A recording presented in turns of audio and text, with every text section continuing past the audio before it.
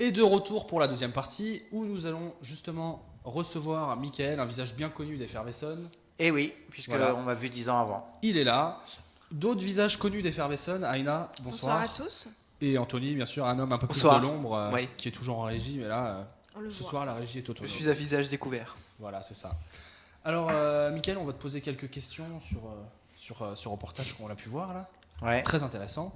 Déjà, une première question, pourquoi tu as accepté ce reportage ? Alors, à l'époque, j'étais militant associatif, donc dans une association de lutte contre les discriminations. Et le reportage, le Mario Morelli recherchait des témoins et pas beaucoup de personnes acceptaient de témoigner à visage découvert. C'est la raison pour laquelle il y a déjà eu du mal à trouver le témoin, hein, puisque nous, il nous l'a demandé, j'ai fait le tour de l'association, personne ne voulait témoigner concrètement. Et en fait, ce que j'aimais bien dans ce reportage, c'était il laissait la parole. C'était un reportage, on savait, qui était de 50 minutes, et je voyais pas faire, tu vois, le genre d'émission genre tellement vrai, où on s'apitoie sur les gens. Là, voilà, c'était un vrai reportage complet, donc c'est pour ça que je me suis dit, bon, allez, on y va. D'accord. Et comment ça s'est passé ? Tu peux nous raconter un petit peu ? Alors, comment ça s'est passé ? C'est ce que je disais déjà, il y a eu des problèmes au début pour trouver les témoins, donc Ouais. on est 4, on se connaît pas d'ailleurs, hein. Enfin, si après il y a eu des affinités après le reportage. Comment ça s'est passé ? Il nous a suivis dans notre vie de tous les jours. C'était sur un week-end complet. D'accord. Donc pendant 48 heures, il nous a suivis. Et l'idée, c'était d'être le plus représentatif possible en séquençant les choses. C'est-à-dire que, comme on le voit dans le reportage, à un moment, on parle tous du milieu parisien, donc ce que tu disais en intro, ces moments de trop. C'était vraiment bien tourné, et justement, c'est ce que j'ai apprécié, parce que quand Mario Morelli est arrivé, il est arrivé avec ses gros sabots, et en gros, clairement, il voulait du sensationnel. D'accord. C'est-à-dire que quand il est arrivé, il voulait des séquences où on nous voyait avec les cités derrière. Il voulait nous emmener dans les cités. D'accord. Et en fait, il a vraiment changé. C'est-à-dire que moi, je l'ai vu lors du reportage. Quand il est arrivé, c'était, comme je t'ai dit, avec ses gros sabots. Et après, il a été confronté à la réalité, et notre réalité de ce qu'on vivait. D'accord, ok. Et est-ce que ça a eu des incidents sur ta vie personnelle ? Sur ma vie personnelle, encore aujourd'hui, c'est-à-dire que le reportage, il date de 2005, mais toujours avec ce problème de trouver des personnes qui acceptent de témoigner à visage découvert. C'est-à-dire qu'il est encore passé l'année dernière sur LCP, donc la chaîne parlementaire. Donc oui, il y a des incidences, parce que encore aujourd'hui, on me parle de ce documentaire. D'autres incidences, on va dire, un peu plus compliquées, puisqu'il y a eu un vrai emballement médiatique après cette émission. C'est-à-dire que forcément, il y a eu cette émission, il y a eu un article dans le Parisien. Une fois qu'il y a eu l'article sur le Parisien, il y a eu un article dans Voici, il y a eu un article, enfin bon. Donc beaucoup ont relayé, tant mieux, hein, puisque le sujet, c'était important d'en parler. Mais donc oui, il y a eu quand même des impacts non négligeables. Par exemple, je vois bien que suite à ce documentaire, j'ai changé de nom de famille. Ah, carrément, d'accord. C'est-à-dire que, aussi du fait que j'aimais pas mon nom originel, mais je veux dire, c'est aussi parce que le problème de tous ces témoignages que j'ai accepté de faire, hein, je les assume complètement, c'est que quand on tape sur Google mon nom et mon prénom, tout ressort. D'accord. Et de par mon activité, justement le fait que je suis formateur, que j'ai des publics entre guillemets en difficulté ou de cité, ils ont un réflexe presque humain, c'est de taper le nom et le prénom du formateur sur Google. Donc c'est pour ça que voilà, j'ai changé de nom, et puis j'ai eu après des investissements politiques. Ouais. Et là aussi c'est pareil, hein, l'homosexualité dans les partis politiques, elle est pas bien vue. Donc forcément c'est pour ça que voilà, hop, on a changé de... Après avoir changé de prénom, j'ai changé de nom. D'accord. Tu t'es déjà fait interpeller dans la rue par des gens qui t'ont reconnu, qui t'ont posé des questions ? Au début. Au début ? Au début, maintenant beaucoup moins, parce que voilà, et puis au début c'est vraiment passé sur Ping TV, donc qui est une chaîne on va dire communautaire, plus pour les gays. Mais en fait, ce qui s'est passé, c'est ce que je disais, ça a été l'emballement juste après. Il y a eu quand même un article, une double page, avec une photo énorme de moi dans Voici. Ouais, Oui, bah, des personnes qui me connaissaient, tout de suite ont fait le lien. Et encore maintenant, bon, sans secret, hein, ça arrive sur des chats que, oui, tiens, t'es pas le mec qui... voilà. qui est passé dans le reportage. Ouais. D'accord. Tu as marqué les esprits, c'est Ouais, Peut-être pas marquer des esprits, j'aurais pas cette prétention-là, mais oui, c'est vrai que c'est ce j'arrête pas de dire, c'est que ça n'a pas été évident.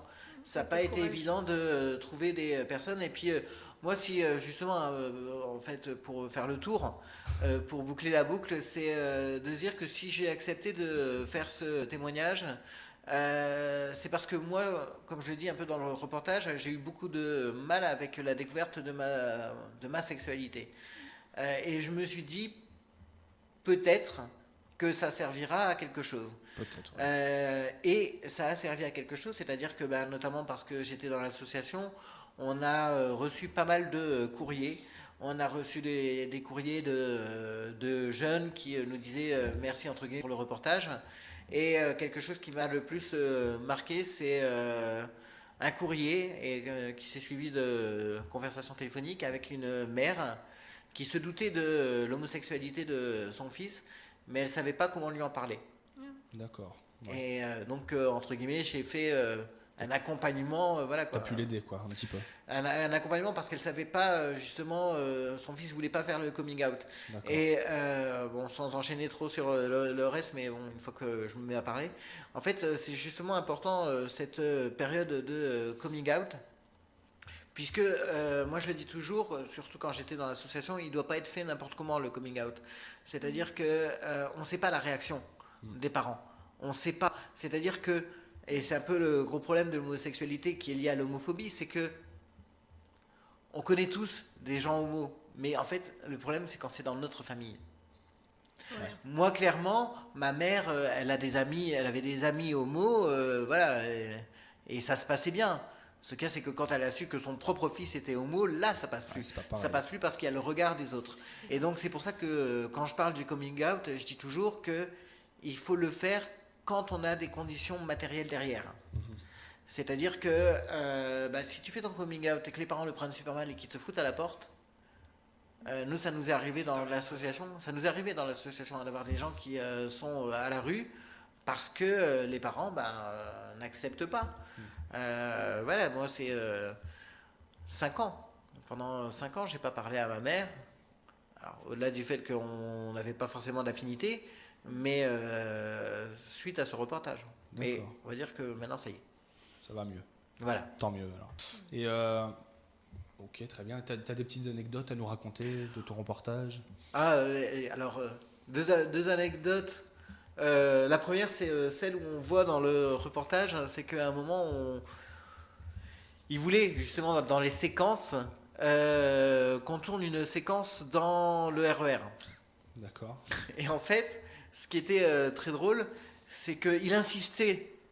Bon, bien sûr, parce que la prise de son, elle n'est pas.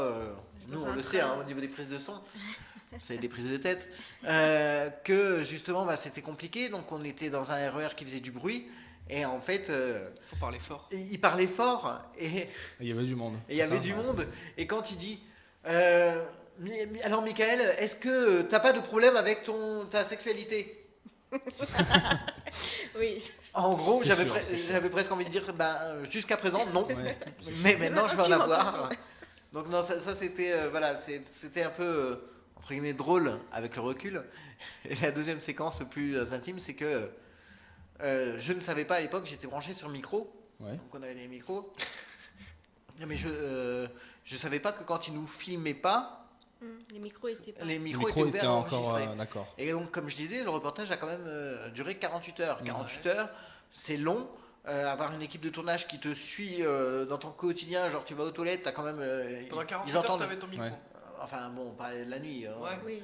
Mais voilà, et puis c'est à chaque fois ils nous font refaire des choses. Ouais, d'accord. Quand on nous voit sortir de la résidence, on est sorti au moins 5 fois de la résidence. C'est vrai? Bah oui. D'accord. Ça c'est un peu le problème de tous les tournages, c'est que voilà, donc au bout d'un moment j'en avais marre et en fait à un moment il me filmait pas Mhm.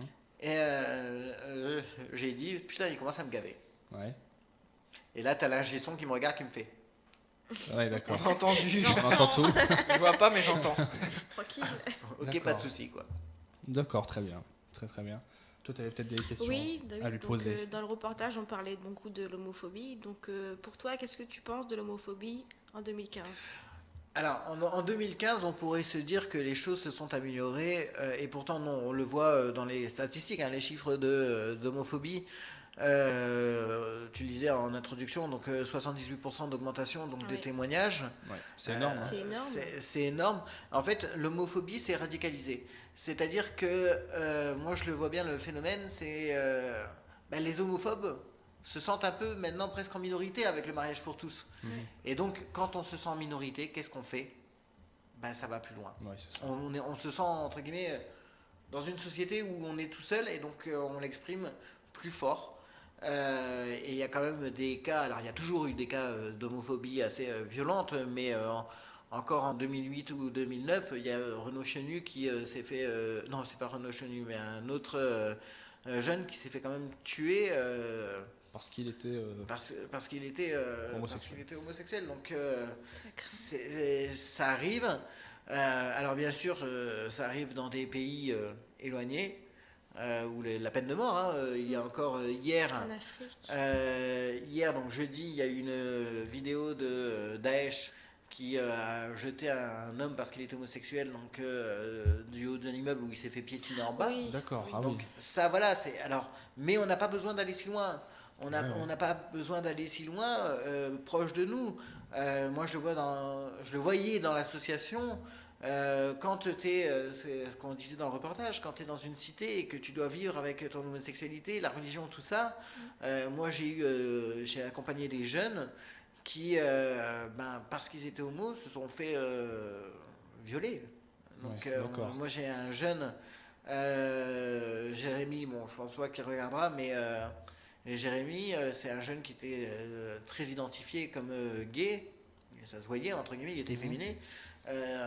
Il s'est retrouvé à devoir faire des fellations en série dans un ascenseur. Hein. Ah oui, d'accord. Ouais. Donc non, mais c'est pour ça que il n'y a pas besoin d'aller si loin. Et c'est pas parce que le mariage... De toute façon, on le voit bien avec les relents qu'il y a eu lors du débat sur le mariage pour tous. Ouais. Là, on a été loin. On a dit comme quoi, pour les animaux, enfin tout ça. Donc Oui, oui. voilà. Et c'est vrai que la banlieue reste... Alors, on va pas faire l'échelle américaine ou dire des zones de non-droit, mais reste des endroits où il y a la religion, comme on disait, en toile de fond. Et c'est pas facile de vivre son homosexualité, même pour soi. Tu sais, le jour où tu... comme on le dit, c'est pas un choix, mais le jour où tu te réveilles et que tu te dis, putain, mais merde, je suis pas comme tout le monde. Donc, il faut déjà la propre acceptation. Et ensuite, il faut le faire accepter aux autres. Et comment, c'est ce que disait Brahim dans le reportage, comment est-ce qu'on peut faire accepter quelque chose quand en plus il y a les codes, il y a les conventions, le rejet est presque inévitable. D'accord. D'accord. Et justement, on parlait donc, du rejet, donc souvent lié au suicide.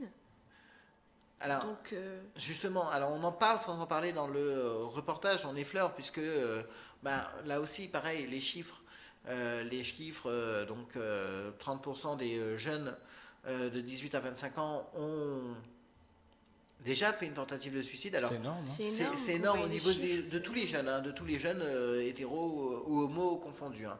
Je crois que le suicide est la première cause de mortalité chez les jeunes.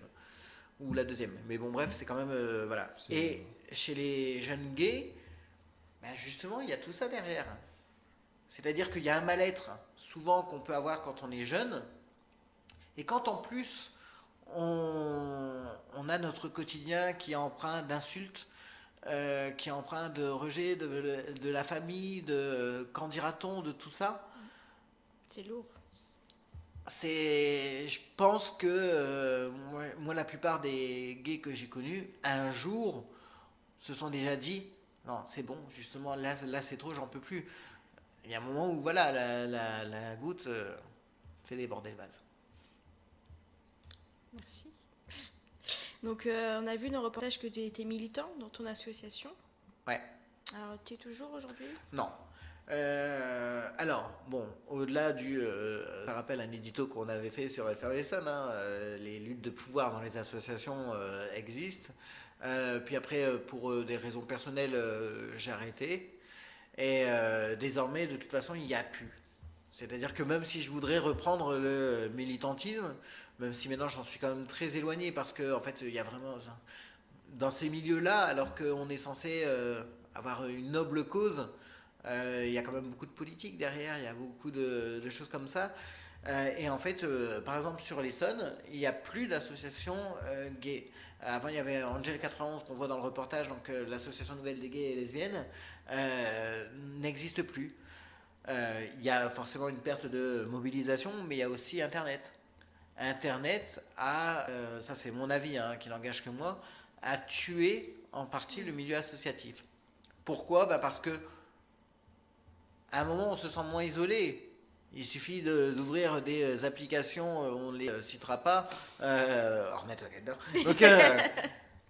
toutes ces applications, tu te rends compte qu'il y en a plein autour de toi. Donc oui, ça peut, voilà, mais les associations apportaient autre chose, puisque là aussi, quand tu fais le tour de ces applications, comme je dis, c'est quand même du cul.